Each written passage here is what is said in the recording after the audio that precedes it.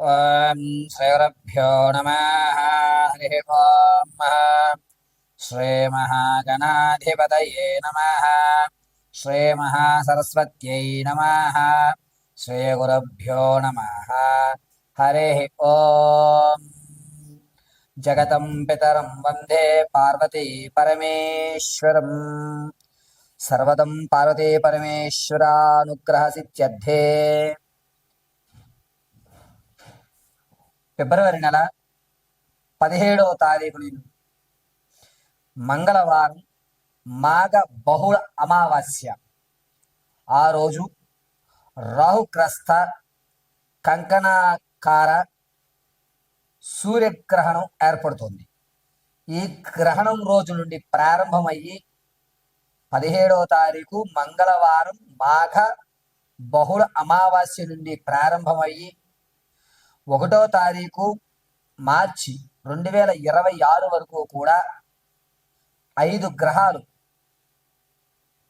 మిథున లగ్నంలోకి రావడము, ఈ పంచగ్రహాల కూటమి వాటి యొక్క ప్రభావం వల్ల ఏ రాశి వారు ఆర్థికంగా ఇబ్బందులు పాలవుతారు, ఏ రాశి వారికి అదృష్ట యోగం కలిగేటువంటి అవకాశం లభిస్తోంది, 5 గ్రహాలు ఒకే స్థానంలో ఉచ్చస్థితిలో చూస్తున్నాయా, లేక శనీశ్వరుని మూల త్రికోణంలో చూస్తుందా, గురువుని బలాయుక్తంతో అయ్యే విధంగా ఈ పంచగ్రహ కూటముల యొక్క ప్రభావం ఉంటుందా, కేతుస్థానం ఆధారపడి మేషం నుంచి మొదలుకొని మేనం వరకు కూడా ఈ పంచగ్రహ కూటముల యొక్క ప్రభావం వల్ల ఏదన్నా పెను ప్రమాదాలు ఏర్పడేటువంటి సూచనలు ఉన్నాయా, అసలు ఫిబ్రవరి 17వ తారీఖు నుంచి మార్చి 1వ తారీఖు వరకు కూడా ఏ విధమైనటువంటి మార్పులు మీ యొక్క జాతకంలో జరుగుతున్నాయి, ఏ రాశి వారు వేదాంత పరంగా లేదా వైజ్ఞాన పరంగా లేక ఆధ్యాత్మిక పరంగా వారి యొక్క రంగాలు మార్చుకునేటువంటి అవకాశం ఏర్పడుతుంది, ఒంటరితనం అనేటువంటిది ఏ రాశి వారిని ఒంటరితనంగా చేయబడుతున్నారు, బంధువర్గం నుంచి దూరంగా నెట్టివేయబడేటువంటి రాసుల వారు ఎవరు, మీరు ఈ 17 నుంచి 1వ తారీఖు వరకు కూడా ఆర్థికంగా నిలబడడానికి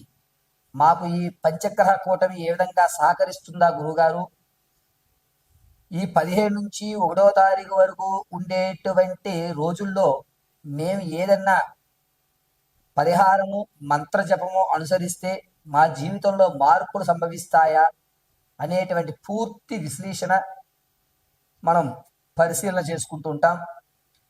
అయితే ఫిబ్రవరిలో 17వ తారీఖున మాఘ బహుళ అమావాస్య గ్రహణము. ఆ గ్రహణం మన భారతదేశంలో కనబడకపోవడం, కానీ గోచార రీత్యా జాతకాల్లో 5 గ్రహాలైనటువంటి రవి, చంద్రుడు, బుధుడు, శుక్రుడు, రాహువు, పంచగ్రహ కూటమైనటువంటి 5 గ్రహాలు రవి, చంద్రుడు, బుధుడు, శుక్రుడు, రాహువు, ఈ 5 గ్రహాలు కూడా ఒకే స్థానంలోకి ఏర్పడటం వల్ల మన జీవితంలో జరిగేటువంటి మార్పులు ఏమిటి అని వాటి యొక్క వివరణని పూర్తిగా మనం మేషం నుంచి మొదలు పెట్టుకుని మేనం వరకు కూడా ఒక్కసారి పరిశీలన చేద్దాం. ఈ పరిశీలనలో మీకు కావలసిన రెమెడీలు, ఇంట్లో ఉండి మీరు ఆచరించదగ్గ పరిష్కారాలు తెలియజేయడం జరుగుతుంది. అయితే ఈ పరిహారాలన్నింటినీ కూడా మీరు అమ్మవారి అనుగ్రహంతో చక్కగా ఇంటి వద్ద నిర్వర్తించుకుని సకల ఆర్థిక ఆరోగ్య స్థితిగతులతో ఉన్నతమైన స్థితిగతులతో ఉండాలని మనస్ఫూర్తిగా కోరుకుంటూ పంచగ్రహ కూటమిలో వల్ల జరిగేటువంటి మార్పుల్ని మనం ఇప్పుడు చర్చించుకుందాం. మేషరాశి వారికి ఫిబ్రవరి 17వ తారీఖు మాఘ బహుళ అమావాస్య మంగళవారం నుంచి ప్రారంభమయ్యి మార్చి 1వ తారీఖు వరకు కూడా పంచగ్రహ కూటమి వల్ల జరిగేటువంటి ఆర్థికమైనటువంటి స్థితిగతులు ఏ విధంగా ఉండబోతున్నాయి అనేటువంటి విషయంలో మీరు ఇప్పటి వరకు ఏదైతే సేవింగ్స్ అకౌంట్లో దాచుకున్నారో ఆ అమౌంట్ను కొంచెం బయటకు తీయడం, వేరే వ్యాపారాలకు కానీ, స్థలాలకు కానీ, లేదా సువర్ణ ఆభరణాల కొనుగోలుకు కానీ వాటిని వెచ్చించడం జరుగుతుంది. అప్పుల పరంగా ఈ 17వ తారీఖు నుంచి 1వ తారీఖు వరకు కూడా అప్పుడు రానున్న రోజుల్లో తీర్చేస్తామని ఒక మనోధైర్యాన్ని ఏర్పరచుకుంటుంటారు. రవి, చంద్రుడు, బుధుడు, శుక్రుడు, రాహు ఈ 5గురు కూడా మిథున లగ్నంలో ఉండడం వల్ల మేషరాశి వారికి కాస్త కలిసి వచ్చేటువంటి సూచనగా చెప్పవచ్చు. మనోధైర్యం పెరుగుతుంది. దాంతోపాటుగా మీరు ఏ రంగాల్లో అయితే ప్రవేశించాలి అని ఇన్నాళ్ళు మీరు శ్రమించారో మీ శ్రమకి ఖచ్చితమైన ఫలితం ఫిబ్రవరి 19వ తారీఖు నుంచి ప్రారంభమయ్యి 28 మధ్యలో మీరు అనుకున్నటువంటి స్థాయికి మీరు వెళ్ళడానికి ఖచ్చితమైన ప్రకారం లభిస్తుంది. అంతేకాకుండా ఆర్థికంగా కూడా సెకండ్ ఇన్కమ్ జనరేట్ చేసుకునేటువంటి అవకాశం అద్భుతంగా కలిసి వస్తుంది. ఈ మార్పులన్నీ కూడా 5 గ్రహాలు మిథున లగ్నంలో ఉండడం వల్ల నాలో తెలియనటువంటి నూతన ఉత్సాహం ఏర్పడుతోంది. నేను కొత్తగా ఆలోచించడం మొదలుపెట్టాను. నాకు ఆత్మవిశ్వాసం రెండింతలయ్యింది.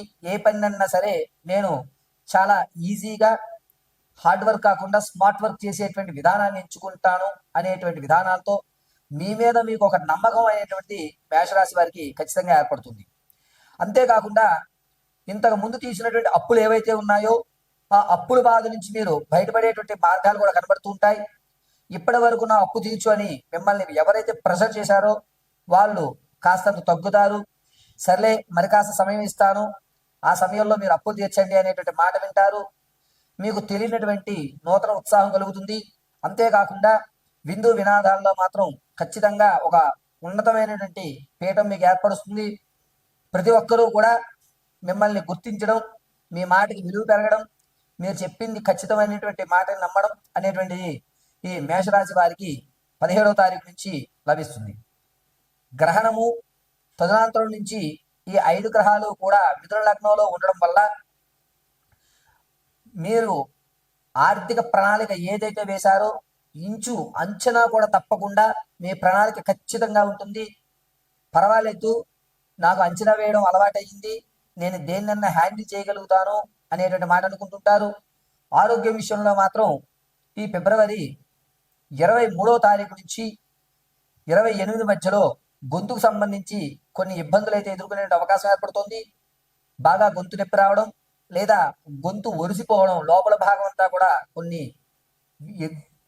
భోజనం చేసేటప్పుడు మింగుడు పడకపోవడం కానీ, లేకపోతే ఈ భాగంలో కాస్త ఇబ్బందిదాయకమైనటువంటి గరగ అనేటువంటి రావడం అనేటువంటివి ఏర్పడుతుంటాయి.